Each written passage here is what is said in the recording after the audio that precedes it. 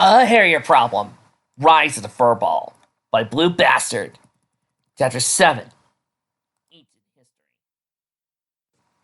The Everfree Forest. To the majority of ponies, it is a place full of monsters and hostile feeling that rarely are there ponies who would be willing to venture into it.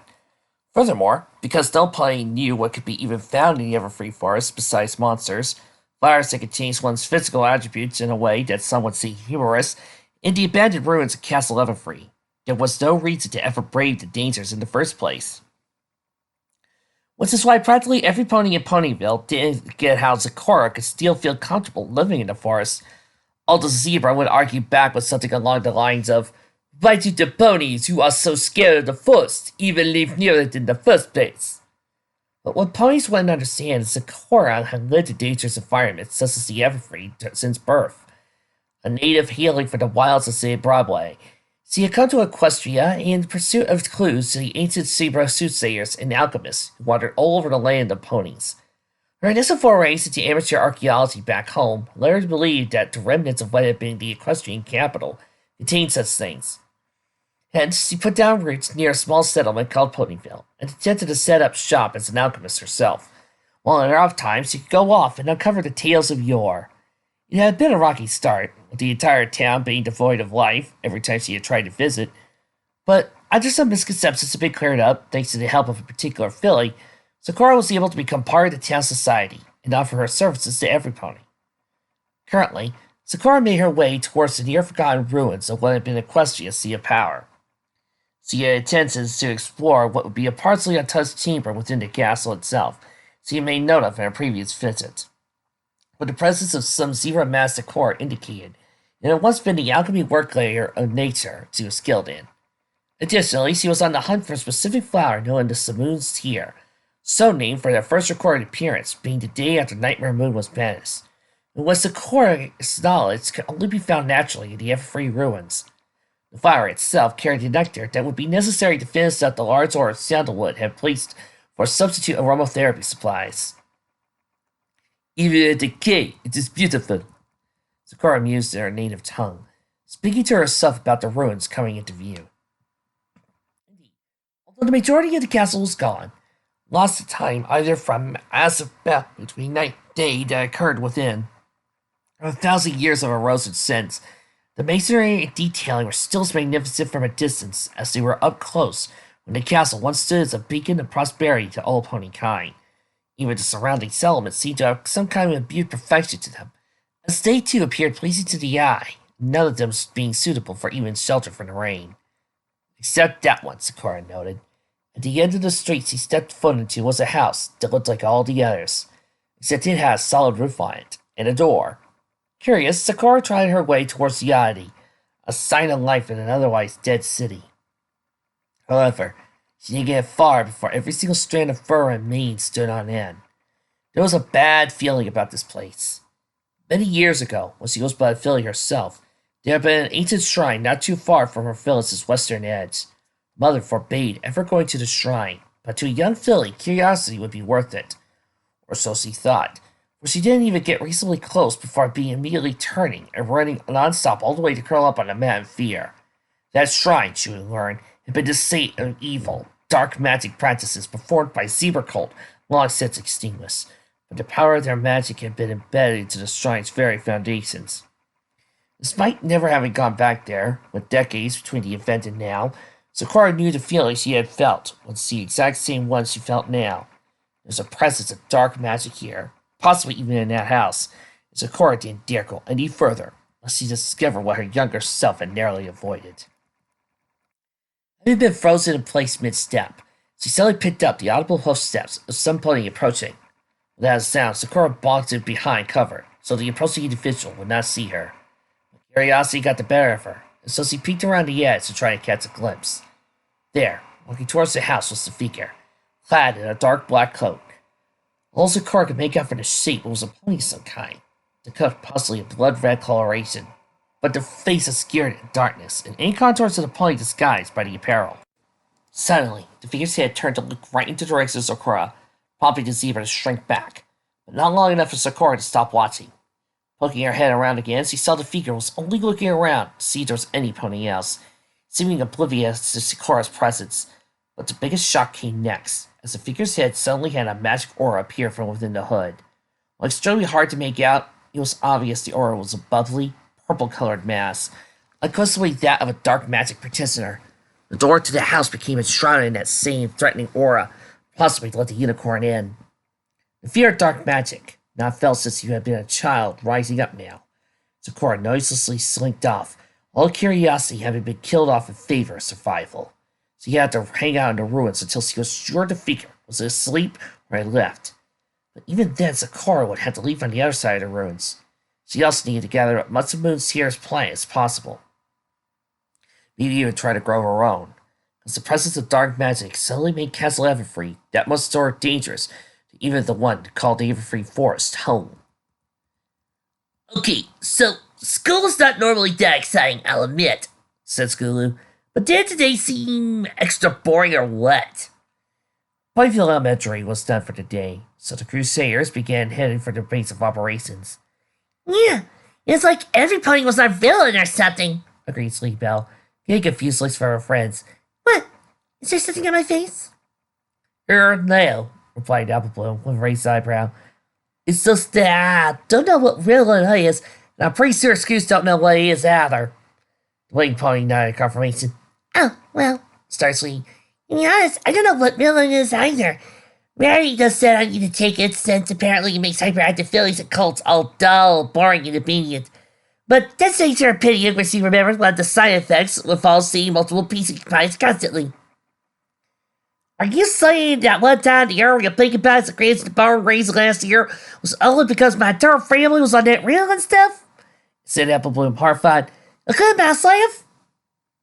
Yeah, that was the whole deal over the mirror pole Pinky tried to use, and have as much fun as every pony possible.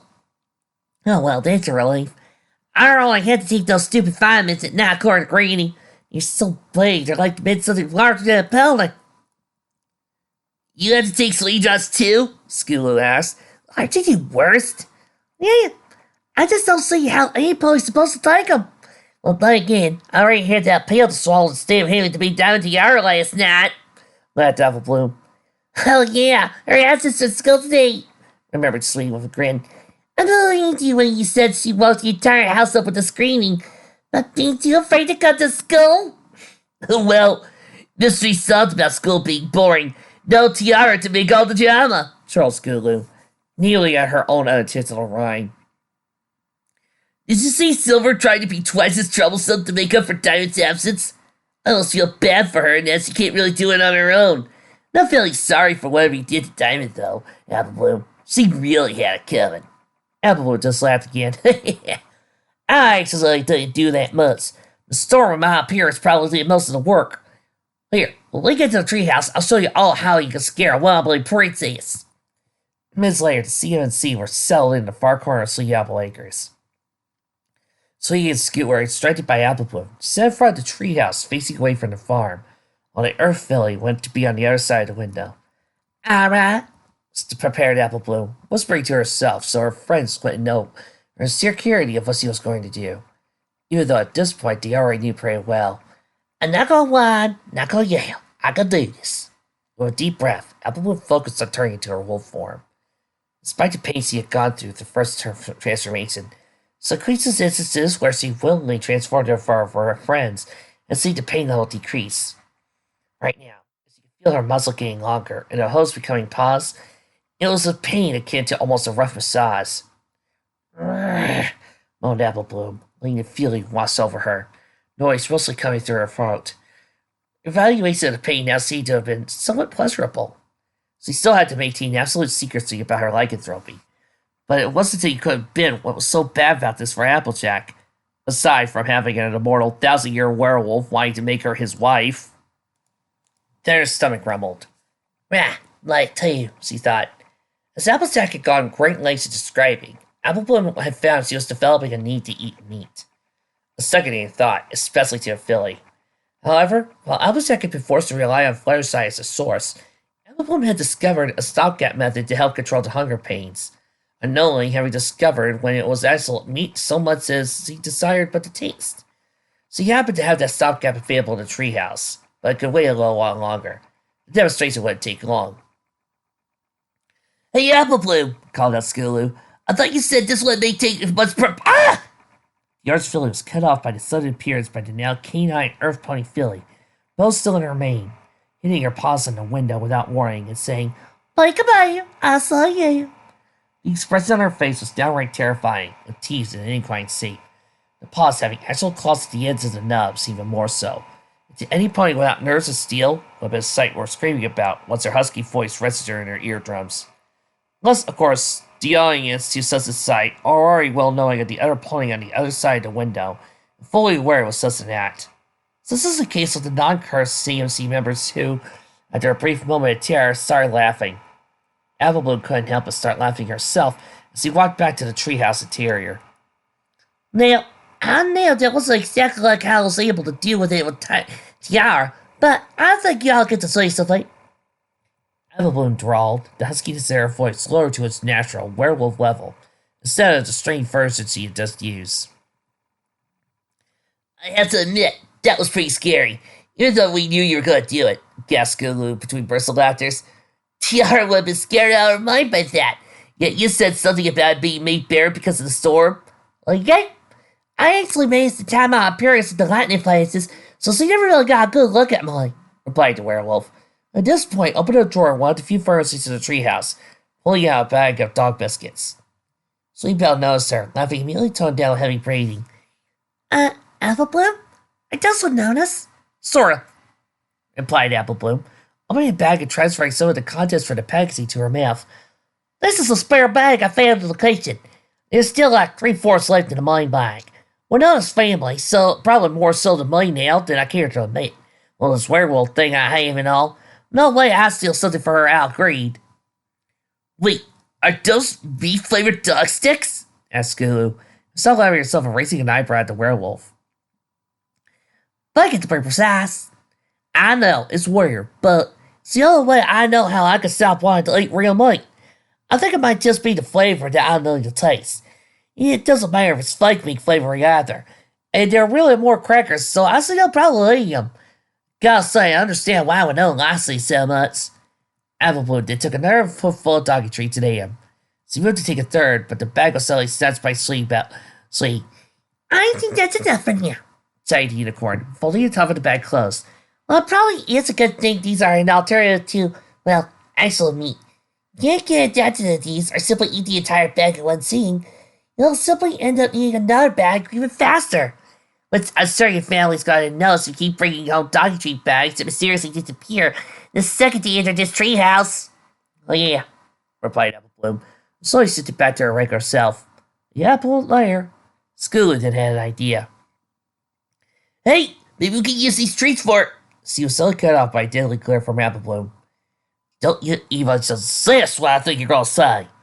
The trading thing was alright, but I'm not gonna allow myself to be psychologically manipulated through the reward treats simply because I'm more or less a park canine now. I don't need to be influenced by the reward treats simply so I can be pie trained. Let's change the subject, shall we? Irritated Sweetie, knowing Applebloom was getting worked up by a rant. The side effect of her gradually changing back to a wolf. Her teeth were already looking slightly pointier, muzzle longer. I mean, I'm looking at all our flanks and I don't see candy marks. Yeah, for the CNC! We should be getting back to our mission, exclaimed Skulu. Applebloom confidently nodded. Her slow chases into wolf form began to revert. I think today we should try big bagel bakers. With no Texas, the treehouse exploded with shouts of, "Give me Marcus and bagel bakers! Yay!" from the three excitable fillies. Two hooves carefully manipulated files of unknown substances above a flask with a third mystery fluid. Lazily. With practiced care, the left file was precisely tilted long enough for the exact amount of its contents to flow into the flask. The right file was soon subjugated into the same for a slightly longer period. Almost immediately, the flask contents turned from a sickening brown shade to a beautiful blue, seeing the blueberries wafting from inside. Phew, still got my touch, sighed Sandalwood, leaning back in her chair. While she asked Sakura to make a lot of the stuff for aromatherapy, Sandalwood had taken personal pride in some of the materials were actually made from her own recipes.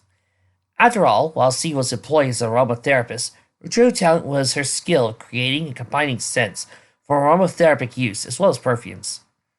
The process of making things of certain scents, however, was a time-consuming process without the aid of industrial capital, so she resorted to mass-produced counterparts to keep her services affordable and profitable unless it was her own custom creation.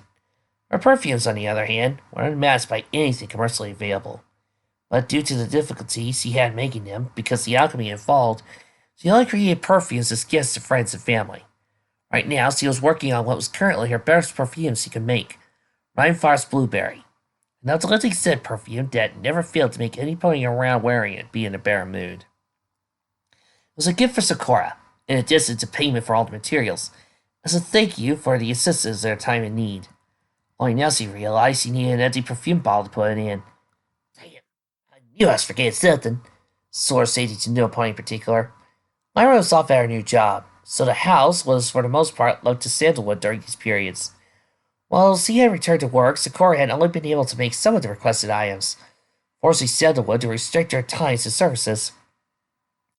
Thankfully, of the things Sakura had been able to make, she made a lot of them to ensure they did not run out anytime soon. But even with the entire house open for investigation, the Tamponi already knew there would be a servable perfume bottle for use to be found. Maybe it's a spell? She thought. Surely I got some empty bottles that could be washed out for reuse. No other choice, the pony threw her saddlebags and walked out the door. It would have been quick and easy to use the car as transport to and from the spa, but without Lyra's magic, the vehicle was useless. Sandalwood decided it wasn't important anyway. She'd probably been bad about her sugar intake again, and must have put on some weight during her time off. Thus, walking would be the healthier choice.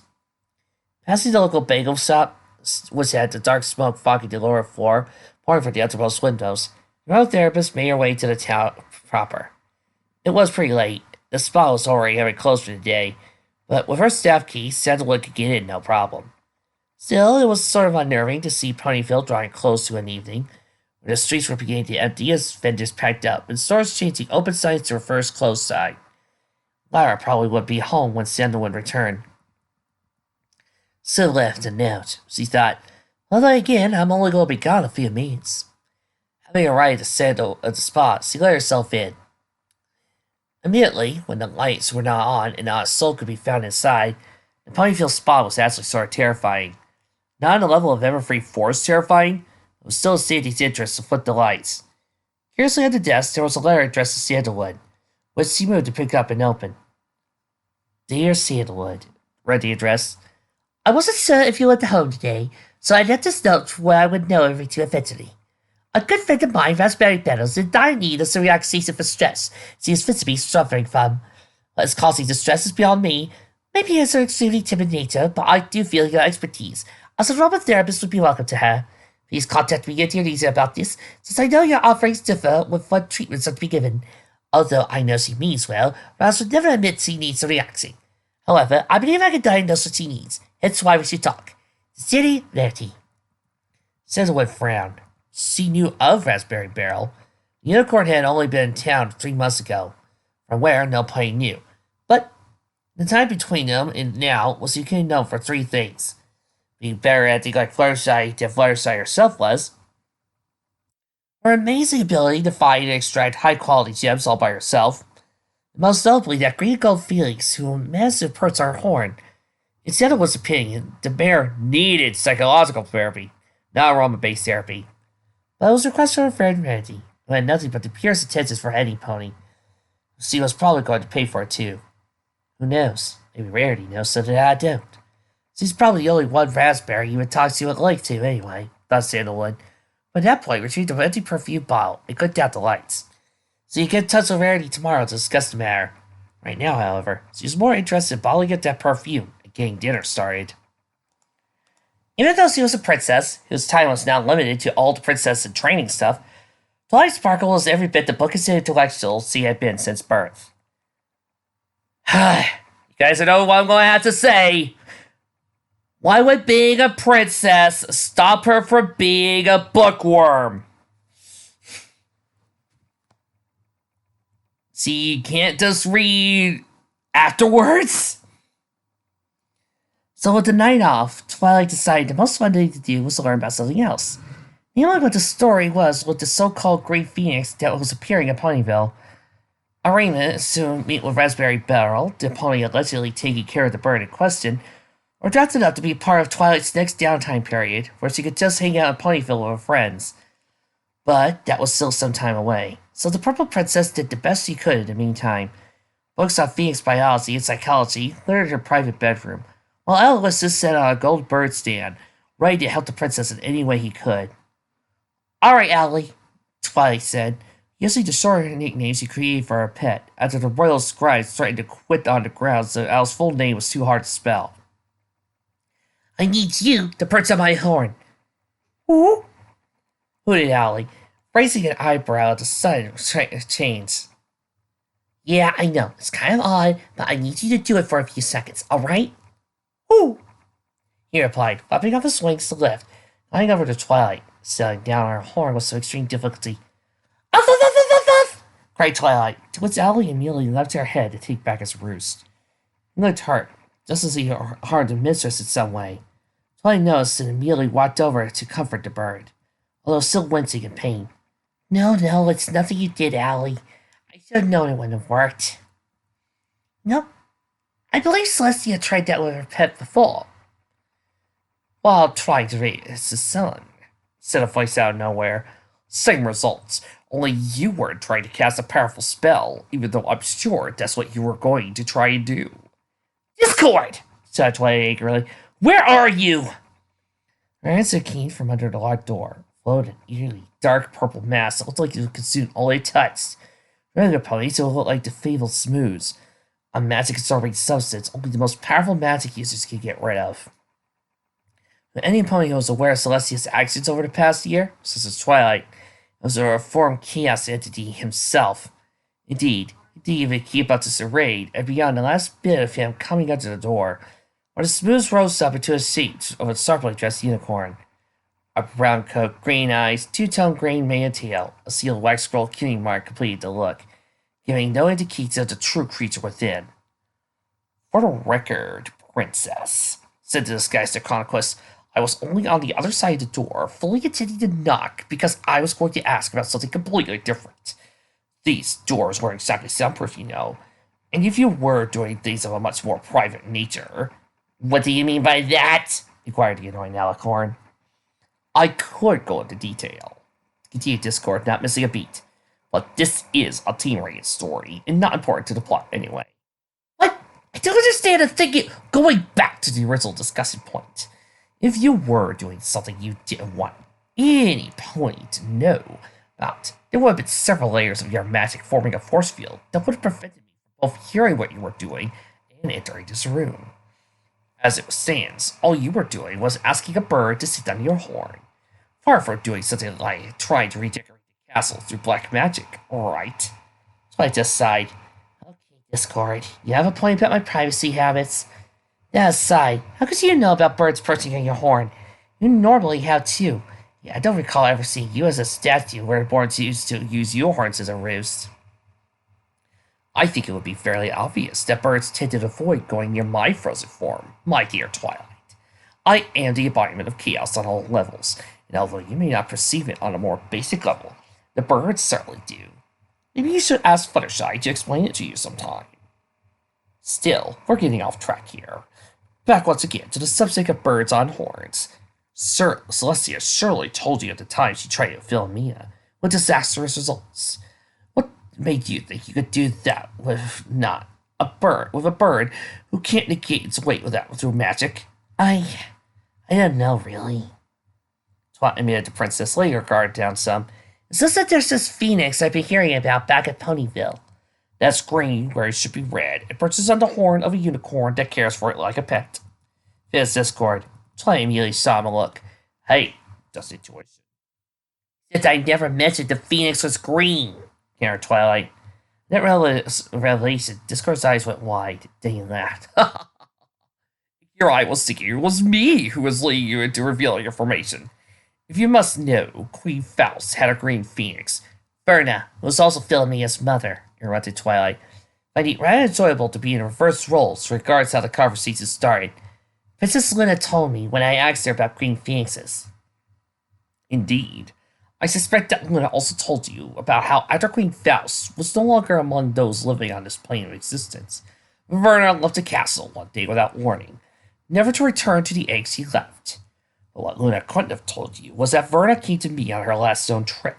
Before she returned to the rest of the wild phoenixes, her final duty was to convey a messages Faust had left that had been addressed to me. Discord's tone had changed in the middle of his monologue, Twilight noted. But in the end, he seemed to be recollecting the last memory of a dear friend. Since before he only referred to Faust or her full title, unlike Celestia or Luna, his final mention of her name ignored from formality.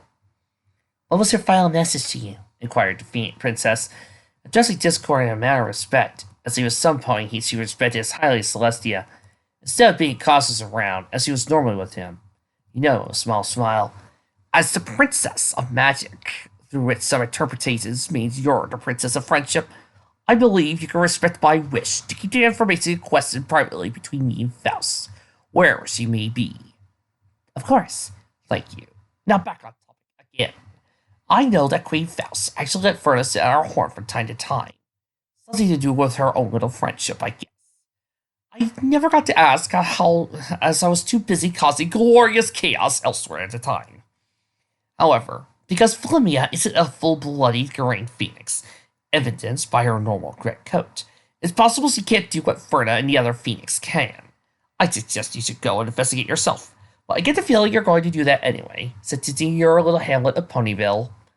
It's that obvious? Yes, compared to how I'm going to leave the room at least. Good night, Princess Sparkle. The second he fizzed, Discord slowly rose through the air until his body didn't move. Not even the effects of gravity seemed to apply as he spun in the air, only to face through the ceiling like a ghost. Twilight shook her head again. No wonder Pinkie Pie likes him. He's just as random as she, isn't she? She asked her pet. He hooted in agreement. Now, since we get heavy perch on my horn, we should probably get back to finding out what else we can about phoenixes. Yet in the midst of all that research, Twilight kept discourse in the back of her mind. She suspected he knew more about green phoenixes than he let on. But Discord, being Discord, wasn't going to make it that easy. And again, at least he'd be able to share some information freely this time that wasn't in the form of a riddle.